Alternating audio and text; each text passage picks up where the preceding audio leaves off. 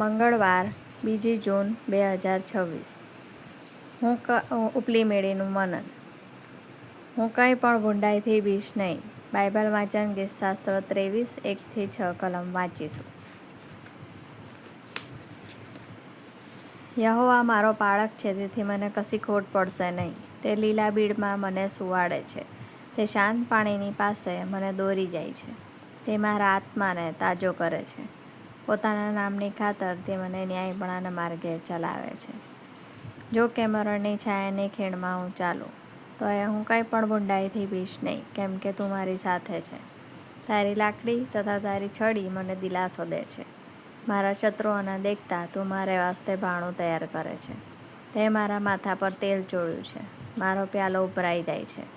નિશ્ચય મારી જિંદગીના સર્વ દિવસો પર્યંત ભલાઈ તથા દયા મારી સાથે આવશે, અને હું સદાકાળ સુધી યહોવાના ઘરમાં રહીશ. આમેન. જો કે મરણની છાયાની ખીણમાં હું ચાલું, તો હું કંઈ પણ ભૂંડાઈથી બીશ નહીં, કેમ કે તું મારી સાથે છે. તારી લાકડી તથા તારી છડી મને દિલાસો દે છે. ગીતશાસ્ત્ર 23:4. એક મંગળવારની સાંજે હું અમારા બેઠક રૂમમાં સમાચાર જોઈ રહી હતી, ત્યારે મારી માતાનો ફોન આવ્યો. જ્યારે તેમણે મારી સાથે વાત કરી, ત્યારે મને ખબર પડી કે કશુંક ભયંકર ખરાબ બન્યું છે. હું તેમને કંઈ પૂછું તે પહેલાં ટીવીના સ્ક્રીન પર હેડલાઇન આવી: દુઃખદ કાર અકસ્માતમાં ડેવિડ ચર્ચિલનું મૃત્યુ થયું છે.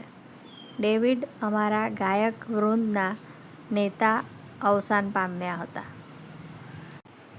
આ રવિવારે જ તેમણે અમને એક ઉત્સાહી ભાવવાહી ગીત ગાવામાં આગેવાની આપી હતી. મારું હૃદય દુઃખી થઈ ગયું અને હું લાગણીશીલ બની ગઈ. જ્યારે હું તે સમાચાર વિસ્તારથી જોઈ રહી હતી, ત્યારે હું અસ્વસ્થ થઈ ગઈ. શું જીવન આવી રીતે ચાલે છે? એક ક્ષણે બધું બરાબર હોય અને બીજી ક્ષણે બધું જતું રહે? જો હું અચાનક મૃત્યુ પામું તો શું? ટીવીના સ્ક્રીન પર ખુદડો થયેલા કારની તસવીરો મને ભારે દુઃખ આપતી હતી.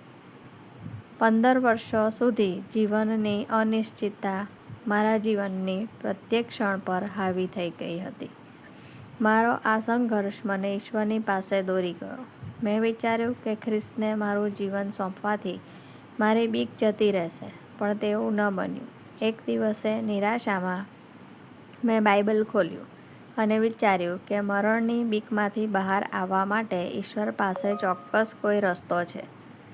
તેથી બાઇબલ અભ્યાસને મારા રોજિંદા જીવનનો ભાગ બનાવ્યો. જેટલી વાર હું બાઇબલનો અભ્યાસ કરતી હતી, ઈશ્વરના મૂળભૂત લક્ષણો મારા માટે સ્પષ્ટ થતા હતા.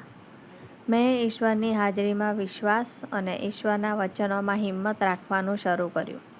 ગીતશાસ્ત્ર 23:4 મારા માટે દિલાસો બન્યા, અને જ્યારે પણ મને બીક લાગતી, ત્યારે હું આ પવિત્ર વચનો વાંચી પ્રાર્થના કરતી. ધીમે ધીમે મારો વિશ્વાસ વધતો ગયો અને મારો ડર મેં ઈશ્વરને સોંપતા તે પર દૂર થઈ ગયો. આજનો સુવિચાર: દરેક અનિશ્ચિત ક્ષણોમાં ઈશ્વર મારી સાથે છે.